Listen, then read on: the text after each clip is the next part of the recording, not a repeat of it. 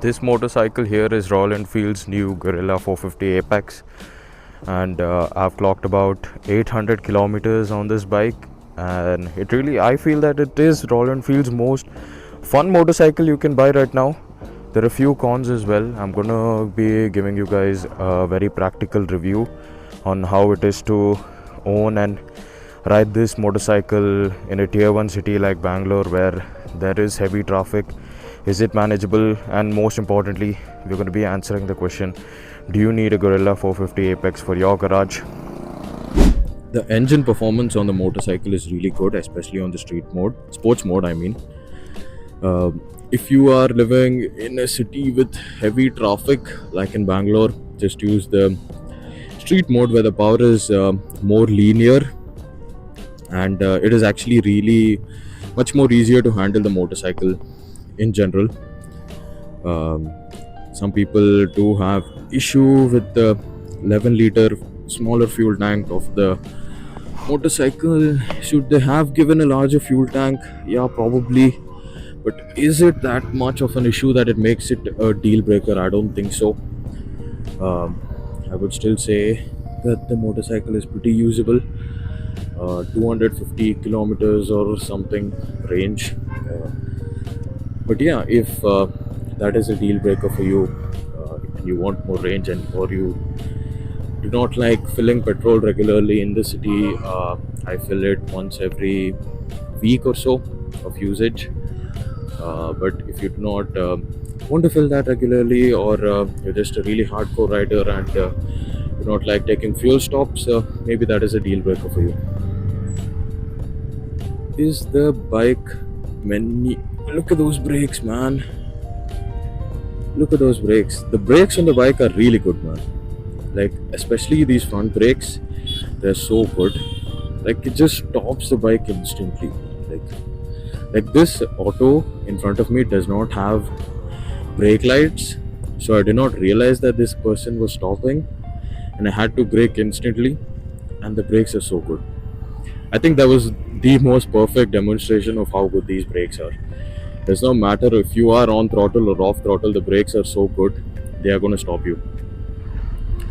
I'm currently riding the motorcycle in the street mode, as you guys can see, because I think it is really underrated, and the power delivery in this mode is quite linear, and linear in a good way. It is much more easier to manage the bike in city traffic like this. I do not need to worry that a small blip of throttle is going to shoot my bike forward with all 40 Newton meters of torque. The bike behaves in a pretty linear fashion. It is easy to manage around the city, and if you're in the mood where you do not want to deal with the shenanigans of the bike or something like that, I think the street mode is really underrated, and I haven't seen people talk about this in most reviews online. People just talk about the performance in this sports mode, that the performance is really good and stuff like that. But there's a really underrated aspect of the motorcycle, that if you aren't in a mood to deal with the performance, or you're just riding in a city like Bangalore, like how I am, where traffic is a really big issue, the sports mode is going to keep you happy. It's going to keep the bike easy going, and I think you're going to have a blast riding the motorcycle. Next up is, does the bike heat up, and all of those questions. Yes, it does heat up. It is a 400cc motorcycle. I noticed that in the street mode it heats up quite less, probably because of the different ignition mapping. But yeah, it does heat up. You guys will have to wear full pants and ride the motorcycle, or you guys might be suffering with some injuries. The next question is, how good is the agility of the motorcycle? How good is it maneuverable in city traffic? It really is, man. Like I would say you're not going to need anything more than this. Like, it is so fast and flicking and changing directions. It's absolute peak. I think it is because the wheelbase is longer. People assume that it's not flickable. It's not going to be easy to manage in the city. But then it also makes the weight distribution of the bike better. which makes it feel more manageable in the city. Like the 189 kilograms that this bike is weighing, I can barely feel any of those weight because the weight is distributed so well. So it just makes the bike way more flickable. And I think the 160 section tire in the rear also, it just gives me like confidence that I ain't gonna slip and fall. Like the bike is gonna hold up. Look at those brakes, man. The brakes always come to surprise me that they're so good. Like the bite is so good. The brake bite on the motorcycle is really good. Next up, the clutch and the gearbox. The clutch is a little bit heavy, not the lightest of the clutch. I think the Triumph ones are lighter, but it's not really that heavy. I think it is a moderate level of a clutch. You guys probably can get used to it in a few days or something. Let's take this road here, avoiding the speed bump. You guys will get used to the clutch. The gearbox is really good, man. The gearbox is amazing. You guys should give this gearbox a good try, man. Like it is smooth, and you guys probably keep seeing me doing rev matching and engine braking to stop the motorcycle. It is because the gearbox is fun. Like I don't know how I explain this to you guys, that how come a gearbox can be fun. It is because there's this really distinct click sound in the gearbox whenever I hit a gear shift that is so satisfying that I just want to keep shifting gears again and again and again, if that makes sense. The UI in the motorcycle is really clean. I think this is probably the best speedometer setup you can get in this segment. Like it is really clean. All of the information that you want is just available at a glance. The Google Maps is integrated. I think for Android users right now, you can turn off your phone as well, and Google Maps will still work. There's a lot of videos out there that misses that point, but iPhone users, sadly, you do have to keep your phone on so it can mirror the maps.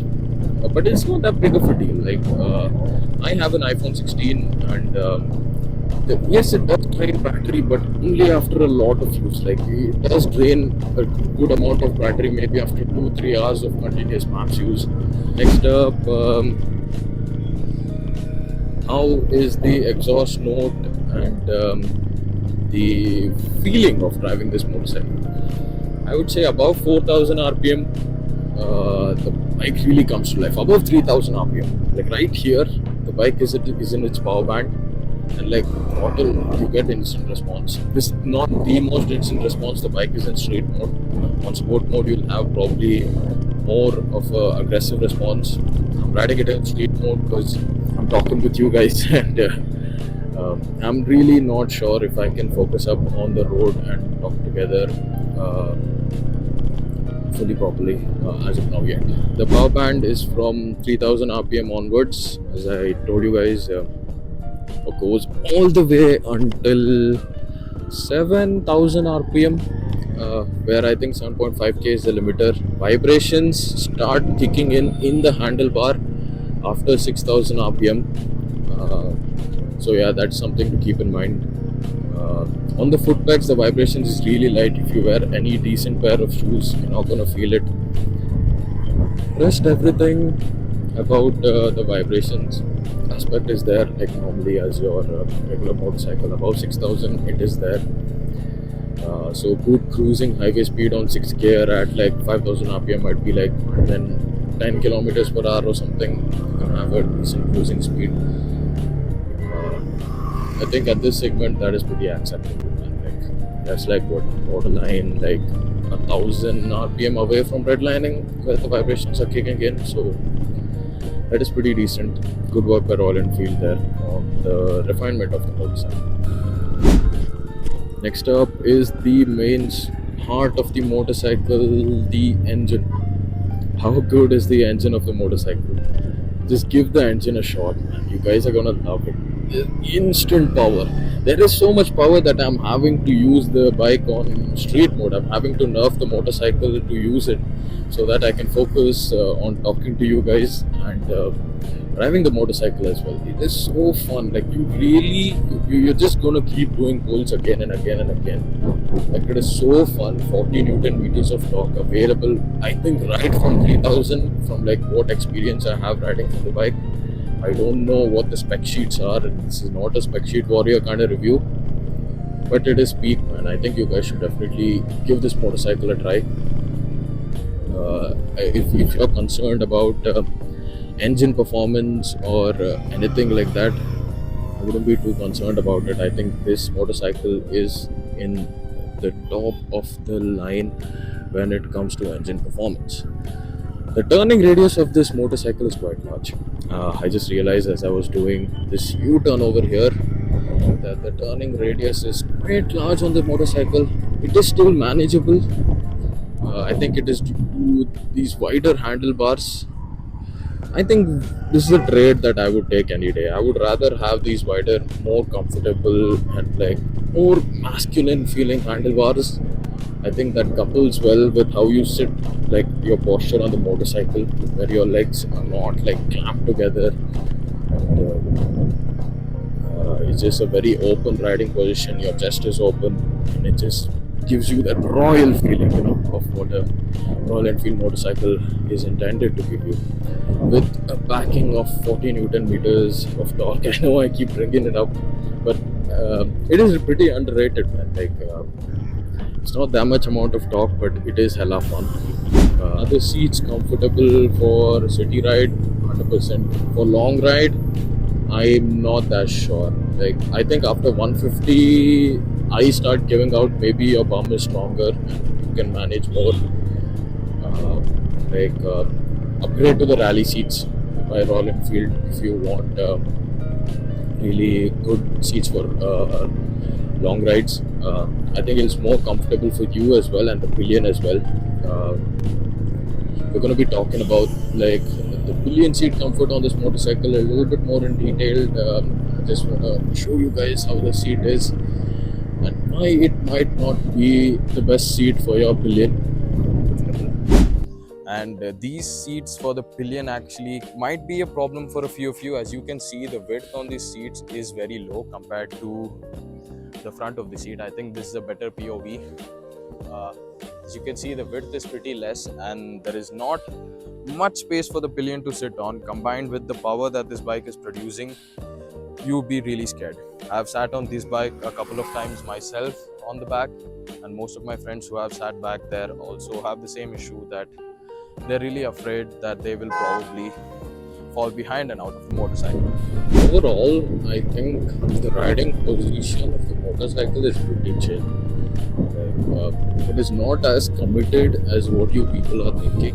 I've seen many reviews online that this little bit more aggressive riding position is not that good. It puts a lot of strain on your arm. I have never felt that personally. Probably maybe because I'm taller. I think I'm 6 feet, 6 feet 1 inches or something maybe. But like I've never felt that. Like I've never felt the problem of having too much pressure on your palm, back, or anything. As I told you guys before, like if you're riding on really shitty roads, yeah, you do feel the pressure on your palm. So as to any other motorcycle with lowered handlebars, because it's not meant for that purpose. And this bike is really good in terms of maneuverability, and especially in these corners, you can bend it, man. You can like lie the bike down as much as you want and take those corners. You will not run out of tire. I think you'll probably scrape your foot pegs before you run out of tire.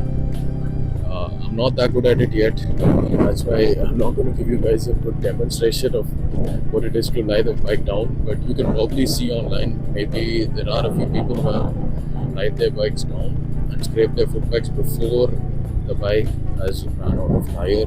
The 160 section tire in the back.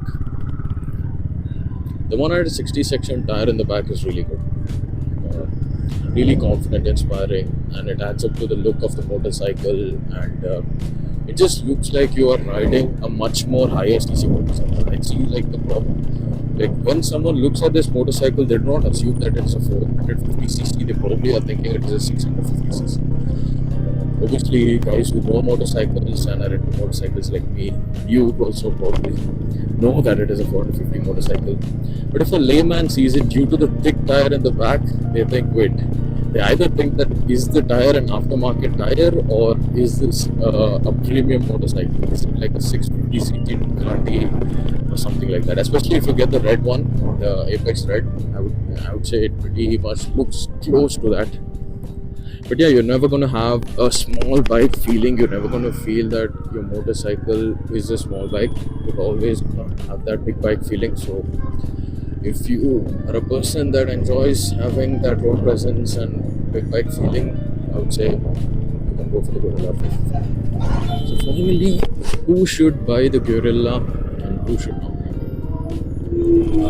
If you're looking for a fun motorcycle that is good, manageable in the city, not even manageable, it is good in the city, okay, and good at highway, not that good at off-road, okay. Off-roading is something that you don't really do that much. You just want to travel around your city. You just want to see places around your city, and every time you take your bike, it should be fun. You should have something to look forward to, okay. Then that is an ideal scenario that you buy this motorcycle. So every time that you take your bike out, it will surprise you. It has enough power, it has enough fun factor that it will keep you entertained over the years. So I think that is a really good scenario where I would say buy this motorcycle. Then there is another scenario where if you really like going down at the twisties and you need a motorcycle that can corner really well, and you also like the look and aesthetic of Royal Enfield bikes, the vintage bikes, I would say in the retro roadster category, there is no other bike that gives up to this much performance. Yes, the Triumphs are there, but then they're more of a linear and they're not trying to be a performance focused motorcycle. Those motorcycles are trying to be something else in the retro scene. You can think of this motorcycle as Royal Enfield's Youth 390, suppose. That would be a good way to put it. So if you want a really good performance motorcycle and if you want to buy from Royal Enfield, you like the retro design and the retro vibes, I would say go for this motorcycle. In general, if having fun on the motorcycle is your main concern, that is why you're buying it. Like suppose in a city like Bangalore, you can travel in the metro. That is probably boring as hell. But will it get you to your destination? Yeah, probably. Will it get you faster? Yeah, probably. But riding a motorcycle is more fun. So if you want, I think this bike just gives you reasons to choose riding a motorcycle over doing anything else. And coming to who should not buy this motorcycle, if the fuel range, the tank capacity problem is a really big concern. You are a hardcore rider, you do not like taking breaks, you just want to keep going, then do not buy the motorcycle. Do not expect really insane averages of mileage and stuff. I think it probably is giving me 25 right now. 25, 23, it gives you. I do not ride it like for mileage or anything. I just ride it normally. I do pulls whenever I want to.